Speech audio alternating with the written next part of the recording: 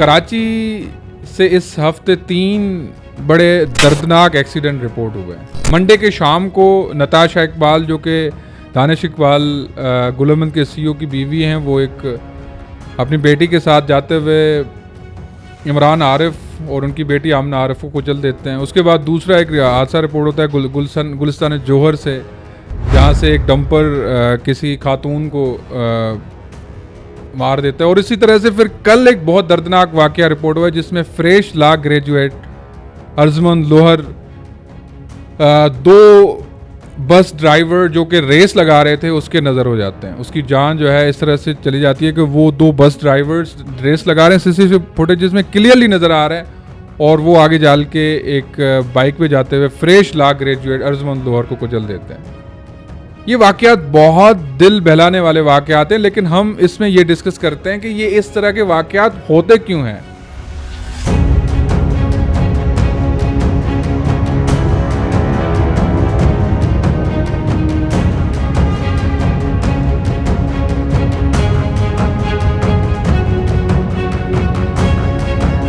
पहला जो most significant and prominent reason है वो ये है कि कराची एक बड़ा पाकिस्तान का मेट्रोपॉलिटन शहर होते हुए भी कोई बड़ा सेंट्रल ट्रांसपोर्ट सिस्टम नहीं रखता। कराची में कोई ट्रांसपोर्ट सिस्टम नहीं है। जिस तरह से आपने बड़े दुनिया के शहर लंदन है, न्यूयॉर्क है, वाशिंगटन है, वहाँ पे सिटी ट्रेन रेलवे सिस्टम होता है, मेट्रोपॉलिटन रेलवे सिस्टम्स होते हैं।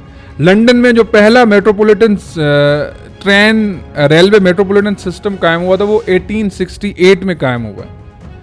कराची में कोई ऐसा सिटी रेलवे सिस्टम नहीं है। बस सर्विसेज हैं तो बिल्कुल ना होने के बराबर हैं।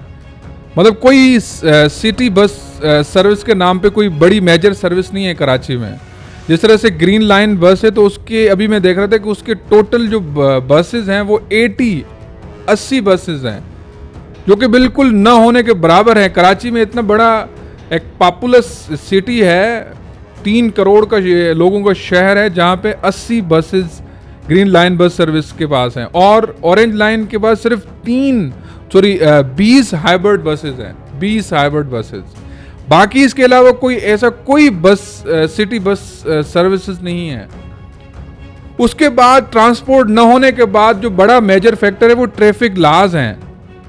ट्रैफिक लॉज आपने जो हर चौक पे देखा होगा कि ये जो ट्रैफिक एहलकार हैं ये किसी बाइक वाले को पकड़ के बैठे होंगे, ये किसी गरीब को पकड़ के बैठे होंगे और उनसे ये ब्राइबरी सीख करते नजर आएंगे आपको। लेकिन किसी बड़े आदमी तो छोड़ दें, लेकिन ये बसेस वाले जो हैं, जो कि आउटडेटेड बसेस चलाते हैं कराची में, उनको आपने इनको पकड़ते हुए नहीं देखा। क्यों? क्योंकि ये जो नाकारा आउटडेटेड बसेस हैं कराची में, ये रूट बेसिस पे इन जो बड़े ट्रैफिक ऑफिसर्स हैं या जो डिविजनल ट्रैफिक ऑफिसर्स हैं, इनको रिश्वत देते हैं। इनको बाकायदा रूट के हिसाब से मिलते कि भाई W11 का रूट है, उनके किसी भी बस वाले को आपने नहीं पकड़ना। इस तरह से नाकारा ट्रैफिक लॉज पे अमल ना होना और नाकारा ट्रैफिक सिस्टम है हमारा। और सर जो तीसरा फैक्टर है वो है व्हीकल मेंटेनेंस लॉज होते हैं बाकायदा। जैसे कल अर्जमंद लोहार का जो मर्डर हुआ है, ये मर्डर है, एक्सीडेंट हुआ है जिसमें उस एक नौजवान की जान गई है, उसमें सबसे ज्यादा जो प्रोमिनेंट फैक्टर नजर आ रहा है वो ये है कि व्हीकल मेंटेनेंस लॉज पे अमल ना होना और उस तरह के जो स्पीड लिमिट्स हैं उस पे अमल ना होने की वजह से उस बच्चे की जान गई है। और सर कराची के रोडों की हालत जो बड़ा फैक्टर है। कराची के रोड जगह जगह कराची खोदा हुआ है, जगह जगह पे। ये जो रेड लाइन मास ट्रांसिट प्रोजेक्ट है जो कराची यूनिवर्सिटी से गुजर रहा है, इसको 3 साल हो गए, 3 साल। लेकिन ये आप देखेंगे ये प्रोजेक्ट हर आए दिन कोई नई जगह से ये रोड खोदते हैं। हर आए दिन कराची के लोगों के लिए अजाब होता है। और अगर बारिश हो जाए, बारिश होने की वजह से और जो अजाब होता है कराची के लोगों के लिए, तो इसी वजह से लोग पब्लिक ट्रांसपोर्ट ना होने की वजह से लोग बाइक्स पे सफ़र करते हैं, लोग प्राइवेट जो ट्रांसपोर्ट यूज़ करते हैं, और जो गरीब लोग हैं कराची में ज़्यादातर वो बाइक्स पे जाते हैं। मैं डान की रिपोर्ट आपको दिखाता हूँ नवंबर की, उसमें लिखा हुआ है कि पर डे 500 एक्सीडेंट उसने कराची में, 500, और उसमें से 70% जो है वो बाइकर्स होते हैं। सिर्फ इसी वजह से कि कराची में ट्रांसपोर्ट सिस्टम नहीं है। इस वजह से जो गरीब लोग हैं वो अपनी गुजारे के लिए, जॉब्स पे पहुंचने के लिए, जो डेली बटर एंड ब्रेड कमाने के लिए वो बाइक्स लेते हैं, फिर बाइक्स पे एक्सीडेंट होता है। अच्छा, हम अब आते हैं कि ये केसेस, इस तरह के बड़े मेजर एक्सीडेंट्स किसी मंतकी अंजाम तक क्यों नहीं पहुंचते? जो मुजरमान होते हैं उनको पनिशमेंट क्यों नहीं होती? अब इस फेज में आते हैं। इस जो नेक्स्ट हमारा टॉपिक, मतलब डिस्कशन का जो वो है मौजू है, वो ये है। अच्छा, दूसरा आप देखेंगे कि सबसे बड़ा फैक्टर इन एक्सीडेंट्स में होता है, पहले तो इनकी एफआईआर दर्ज ही नहीं होती। अगर गलती से एफआईआर और बड़े जो है वो एहतजाज के बाद अगर फर्स्ट इन्वेस्टिगेशन रिपोर्ट अगर दर्ज भी हो जाती है, वो बहुत वीक होती है, क्योंकि ये जो पुलिस ऑफिसरान हैं ये पहले से इस मामले को इस तरह से मैनेज कर देते हैं कि ये लवाकिन जो मुल्जमान होते हैं उनके बड़ों से बात करके केस का रेट लगा देते हैं।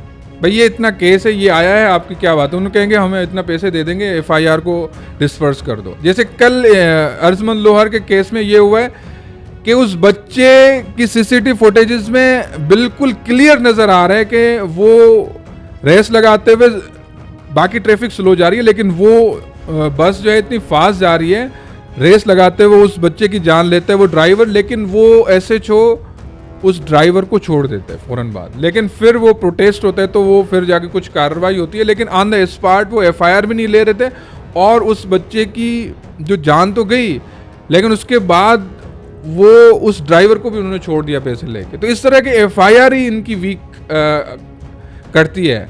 ये बड़ा फैक्टर है जिस तरह से मुजरमान को पनिशमेंट नहीं होती। और दूसरा कंप्रोमाइज़, जैसे अब देखें कंप्रोमाइज़ कहाँ से होता है? केस कंप्रोमाइज़, एक तो वर्सा पे प्रेशर आता है, वर्सा को ये इस तरह से प्रेशर देते हैं कि भाई आप, वर्सा ज़्यादातर गरीब होते हैं, जिस तरह से नताशा इकबाल के केस में आप देखेंगे अमीर वर्सेस गरीब हो जाता है, इलीट वर्सेस पुअर हो जाता है। इस वजह से क्या होता है कि वो इलीट केस इस तरह से मेंटेन करते हैं। एफआईआर जैसे मैंने बताया, एफआईआर नहीं होती उनकी, और एफआईआर अगर वीक हुई तो फिर वो जो रिपोर्ट आती है, मेडिकल रिपोर्ट्स, जिस तरह से अभी भी आपने देखेंगे जेपीएमसी के साइकेट्रिस्ट हेड जो है वो रिपोर्ट को किस तरह से घुमाया है, बिल्कुल उस रिपोर्ट को इस तरह से घुमाया है कि वो रिपोर्ट में क्लियरली लिखा हुआ है कि in case in the current condition वो खातून जो है वो एबनॉर्मल थी, और इनकी घर वालों के हिस्ट्री के मुताबिक भी वो अंडर साइकेट्रिक ट्रीटमेंट रही हैं। तो इस तरह से वो केस जो है फिर वो मेडिकल रिपोर्ट्स के थ्रू मैनेज होता है। और अगर नहीं हो तो फिर उसमें वर्सा पे पैसों का प्रेशर आता है, क्योंकि उनको कहा जाता है कि भाई आप बाइकर्स से, राइडर्स हैं, आपको वो जो जाने वाले चले गए लेकिन आपकी ज़िंदगी आसान होगी, इतने करोड़ रुपए लेके इस केस को जो है वो फाइलों के नज़र कर दो। तो इसी वजह से मैनेज जो कंप्रोमाइज़ होता है ना, कानून में भी कंप्रोमाइज़ की जो है वो गुंजाइश है।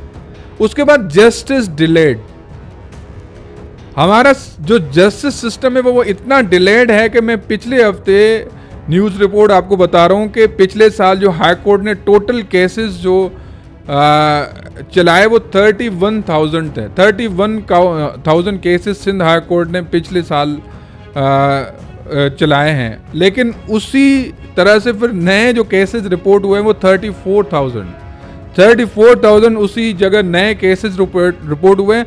अभी करंट रिपोर्ट ये है कि जो सिंध हाई कोर्ट में जो पेंडिंग केसेस हैं वो 84,000 पेंडिंग केसेस हैं। तो इसलिए कहते हैं कि जस्टिस डिलेड, जस्टिस डिनाइड।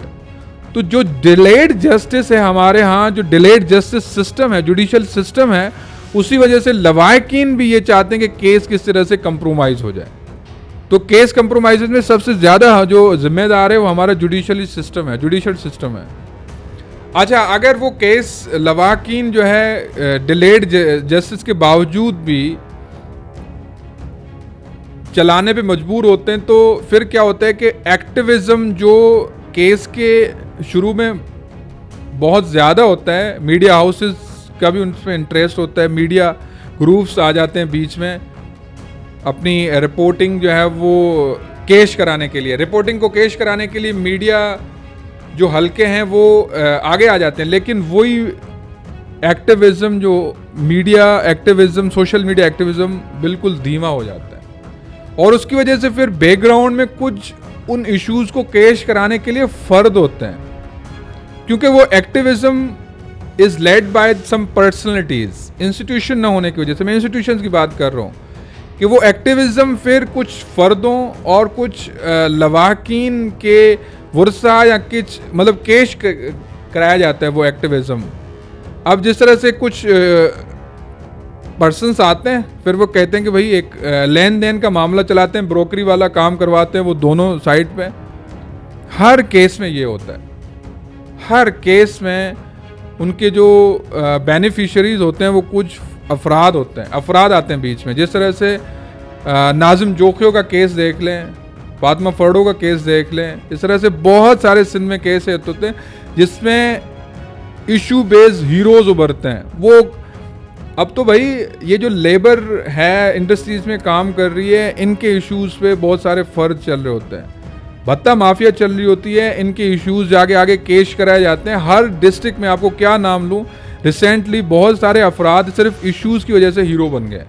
वो हीरोज को मतलब हीरोज का काम क्या है, कोई इशू होगा, नताशा इकबाल का इशू है, आप बहुत सारे देख लें, बहुत सारे हीरोज फिलैंथ्रोपी के नाम पे आएंगे आगे और फिर उस पर अपना जो है वो मंजन बेचने के लिए दोनों साइडों पे कंप्रोमाइज़ करवाते हैं। वो फर्द केश कराने की वजह से वो इशू डंप हो जाता है। क्यों कि आगे हमारा कोई सस्टेन्ड सोशो पॉलिटिकल इंस्टीट्यूशंस नहीं है, या पॉलिटिकल पार्टीज या इवन सिविल सोसाइटी की इंस्टीट्यूशंस न होने की वजह से वो केस आगे जाके फाइलों की नज़र हो जाता है। तो इसी वजह से ये केसेस उभरते हैं। अभी नताशा इकबाल का केस देखेंगे आप, उभरा है, कुछ टाइम के बाद किसी को याद भी नहीं होगा, क्योंकि कुछ अफराद पीछे जाके कंप्रोमाइज़ करा देंगे। किसी न किसी लेवल पे ये केस आगे चल के कंप्रोमाइज़ हो जाते हैं। अर्जमंद लोहार बेचारे की जान चली गई, अब हालांकि एफआईआर तो कटी है, लेकिन उसके बाद भी ये मामला किसी न किसी तरह से अल्लाह ना करे कंप्रोमाइज़ की तरफ चला जाए। इसी तरह से ये केसेस, मेरा अर्ज ये है कि ये केसेस उभरते हैं फिर डंप हो जाते हैं कंप्रोमाइज़ की वजह से। लेकिन कराची का ट्रांसपोर्ट का सिस्टम परमानेंट है, परमानेंट इशू है। कराची जैसे जैसे उभर रहा है, कराची जैसे जैसे बढ़ रहा है, वो ट्रांसपोर्ट, प्रॉपर ट्रांसपोर्ट सिस्टम की ज़रूरत है कराची को। सेंट्रल रेलवे सिस्टम की ज़रूरत है कराची को, सेंट्रल सिटी बस सर्विस की ज़रूरत है कराची को। ये मेट्रोपॉलिटन सिटी है, यहाँ पे सियासत, हर इशू सियासत के नज़र होता है। रेड लाइन बस जो मास ट्रांजिट प्रोजेक्ट है वो 3 साल से तो पेंडिंग में है, अभी भी कुछ काम चलता है, लेकिन आगे चल के उसका फ्यूचर क्या होगा। डीएचए पूरा खुदा हुआ है हर जगह पे, लेकिन आपको काम सिर्फ कब नजर आता है, किन महीनों में नजर आता है, अप्रैल से लेकर जुलाई तक, क्योंकि वहां बिल्स की क्लोजिंग होती है, बाकी कभी काम नजर नहीं आएगा। तो ये एक मेजर इश्यूज हैं जो कि कराची रोड्स, कराची के ट्रांसपोर्ट, कराची के लोगों के बेसिक जो नीड्स हैं, ये बहुत बेसिक हमारी ज़रूरियात हैं। Thank you so much for the watching.